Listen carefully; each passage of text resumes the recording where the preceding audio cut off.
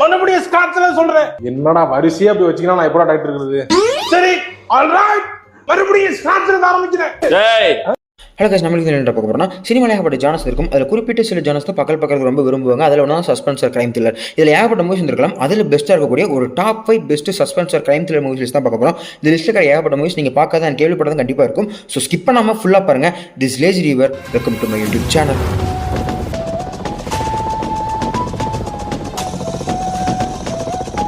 Without slow motion, I don't know if Rajinikanth can exist. I don't know. Good joke.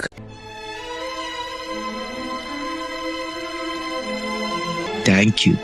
Okay, இந்த மாதிரி video நான் disclaimer ஒரு place வந்து கொடுத்துக்கிறேன். So இந்த லிஸ்ட்டில் இருக்கிற எல்லா மூவிஸுமே வந்து அந்த மூவி வந்து த்ரில்லர் கிடைக்கிறதுனால அது கொடுத்த அந்த ட்விஸ்ட்டு, அதோட momentum and thriller and suspense overall இந்த படம் கொடுத்த ஒரு மொமெண்டம் அண்ட் ஃபீலை பொறுத்து தான் இந்த படத்தோட ஆர்டர்ஸ் எல்லாமே ஆர்டர் பண்ணி வச்சிருக்கேன் அப்படிங்கிற சொல்லிக்கிறேன். ஸோ இப்போ நம்ம வீடியோ ஸ்டார்ட் பண்ணிடுறோம்.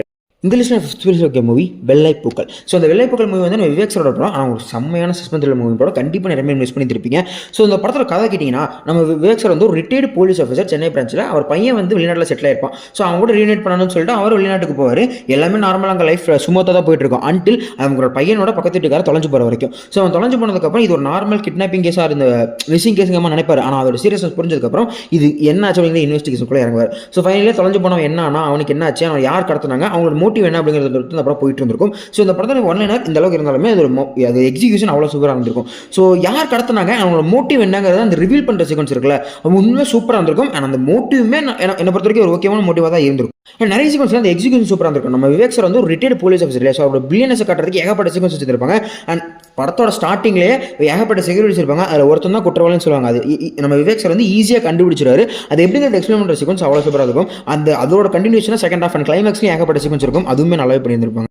ப்ளஸ் இந்த படத்தோட ரன் டைம் கிட்டத்தட்ட ஒரு 2 மணி நேரம் இருக்கிறதுனால இந்த படம் வந்து ரொம்ப கிறிஸ்பாக உங்களுக்கு ஃபீல் ஆகும். அதாவது கிரிப்பாக இருக்கும், போர் அடிக்காது. ஸோ டைம் கிடைச்சா கண்டிப்பாக இந்த படம் செக் பண்ணி பாருங்க. ஒரு நல்ல சஸ்பென்ஸ் ஃபீல் கண்டிப்பாக கொடுக்கும்.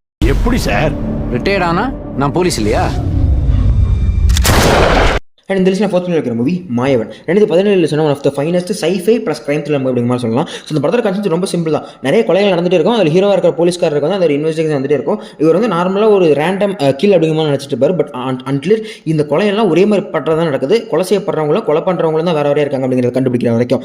ஸோ இந்த மாதிரியான ஒரு டிஃப்ரெண்டான ஜானல் இருக்கிறதுனால என்ன நடக்குது, யார் தான் அந்த கொலையெல்லாம் பண்ணுறதுக்கு பின்னாடி இருக்கிறவங்க யார், அவனுக்கு என்ன வேணும் அப்படின்னு கான்செப்ட் அந்த படம் போயிட்டு இருந்திருக்கும். அண்ட் அதே மாதிரி ஹாலிவுட்டில் செல்ஃப்லெஸ்னு ஒரு மூவி வந்திருக்கும். அதில் இருக்கிற ஒரு ஒன்லைனரே தூக்கி இந்த படத்தில் வச்சிருந்திருப்பாங்க. ஸோ இதை பற்றி நான் வந்து top 5 movies that remade from Hollywood சொல்லி நம்ம சேனலில் ஒரு வீடியோ போட்டுருந்துருப்பேன். அதில் தெளிவாக பேசியிருந்திருப்பேன். ஸோ அந்த சைஃபை ஒன்லைனரை எடுத்து நம்ம ஊருக்கு ஏற்ற மாதிரி மாடிஃபை பண்ணி ஒரு கிரைம் த்ரில்லர் மூவி பெர்ஃபெக்டாக கொடுத்திருந்த சிவி குமார். ஸோ அந்த படத்தை பற்றி சொல்லணும்னா ஒரு டிஃப்ரெண்டான அண்ட் ஒரு நல்ல crime thriller plus sci-fi film பார்த்த ஃபீல் கண்டிப்பாக கொடுக்கும். பட் இந்த படத்தோட அந்த கலர் கிரேடிங்கே எனக்கு கொஞ்சம் டிஃப்ரெண்டான படம் பார்த்த மாதிரி ஒன்று ஃபீல் கண்டிப்பாக கொடுத்துட்டு இருக்கும். லைக் அந்த யாவரும் நம்மளோட அந்த படம் கிரேட் இல்லை பிஎஸ் மித்ரோட படம் நீங்கள் நிறைய பார்த்தீங்கன்னா அது வந்து ஒரு விதமான கலர் கிரேடிங் பேட்டர்ன் ஃபாலோ பண்ணுவார் இல்லையா. ஸோ அந்த மாதிரியான ஒரு கிரேடிங்கில் அந்த படம் இருக்கும். அதுவே உங்களுக்கு ஒரு தனியான ஃபீல் கொடுக்கும். அண்ட் மிஸ் பண்ணியிருந்தீங்கன்னா கண்டிப்பாக அந்த படத்தை செக் பண்ணிப்போம். எதையுமே அந்த தெய்வம் நினைச்சாதான் மாற்ற முடியும். ஆனா நீயே அந்த தெய்வம் ஆயிலான்னு நினைக்க கூடாது. தேல் பிளேஸ் வச்சுக்க மூவி கண்டிப்பாக நிறைய பேர் பார்த்துருப்பீங்க. அதான் தடம். ஸோ இதுவுமே அந்த வருஷத்தில் ஒன் ஆஃப் த த்ரில்லர் ஒரு ஃபைனஸ்ட் த்ரில்லர் மூவி அப்படிங்கிற மாதிரி சொல்லலாம். ஸோ இந்த படத்தில் கதை கண்டிப்பாக நிறைய பேருக்கு தெரியும். அதான் ஒரு கொலை நடந்துடும். அந்த கொலையில் சஸ்பெக்டாக இருக்கக்கூடிய ஒருத்தர் பிடிச்சிட்டு வருவாங்க. இவன் தான் கொலை பண்ணியிருக்கான்னு சொல்லிட்டு நிறைய எவிடன்ஸ் சேர்ப்பாங்க. அப்போ தான் தெரியும் இவனே மாதிரி இன்னொருத்தர் இருக்கு அப்படின்னு சொல்லிட்டு. ஸோ இந்த 2 பேரில் யார் கொலை பண்ணாங்க அப்படிங்கிறத கண்டுபிடிக்கிறது இந்த படத்தில் மொத்த கதையாக இருக்கும்.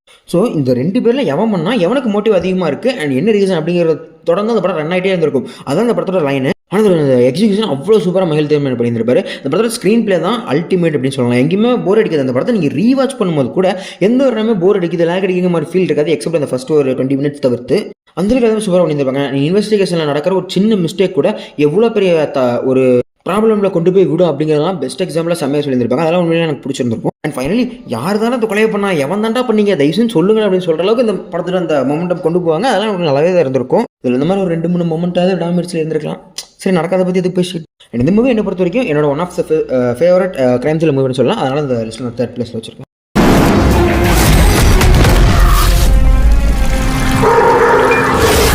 இந்த லிஸ்ட் நான் செகண்ட் பிளேஸ் வச்சிருக்க மூவி எல்லாருக்குமே வந்து ஃபேவரட்டாக இருக்கிற ராட்சசன் மூவி.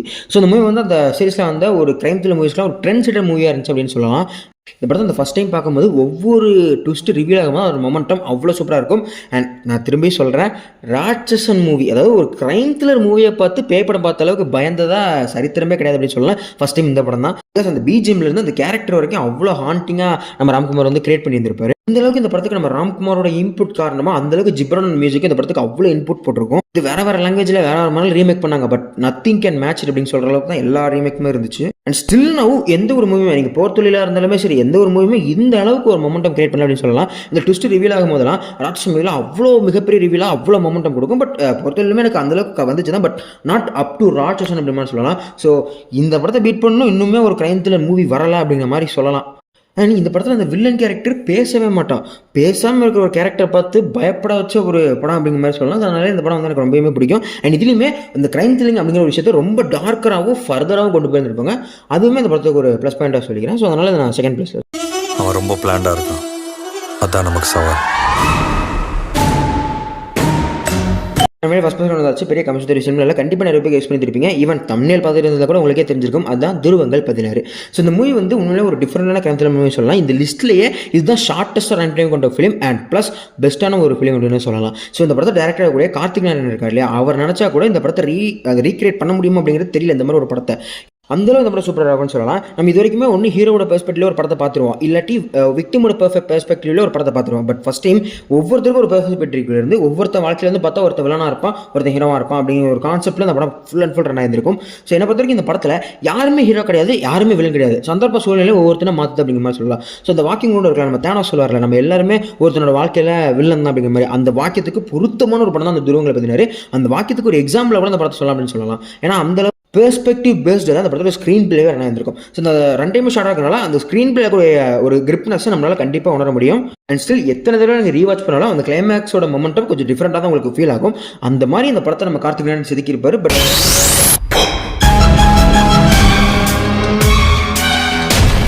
நம்மளுக்கு வீடியோட ஃபைனலுக்கு வந்துட்டோம். ஸோ நான் சொல்லிட்டேன் நினைக்கிறேன். ஸோ அந்த டாப் ஆர்டர்ஸில் நான் ஒரு ஆர்டர் வச்சிருக்கேன், அதெல்லாம் எடுத்து உங்களோட ஆர்டரை கண்டிப்பாக கமெண்ட்ஸ் சொல்லியிருப்பாங்க. அதே மாதிரி நீங்கள் இது மாதிரி நிறைய crime or suspense thriller movies நிறைய பார்த்துருக்கலாம், அதையும் கண்டிப்பாக கமெண்ட்ஸ் சொல்லியிருப்பாங்க.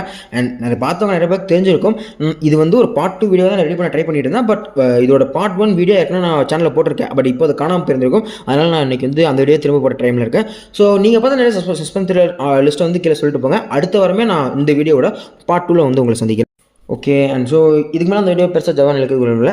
ஸோ இந்த வீடியோ பற்றி தாட்ஸை கண்டிப்பாக கமெண்ட் சொல்லியிருப்பாங்க. அண்ட் இதெல்லாம் ஃப்ளாஸ் இருந்தால் நான் வழக்கமாக சொல்கிற மாதிரி தான் எப்பவுமே கமெண்ட் சொல்லியிருப்பாங்க. அதை வச்சு நான் திருத்த ட்ரை பண்ணிட்டு இருக்கேன்.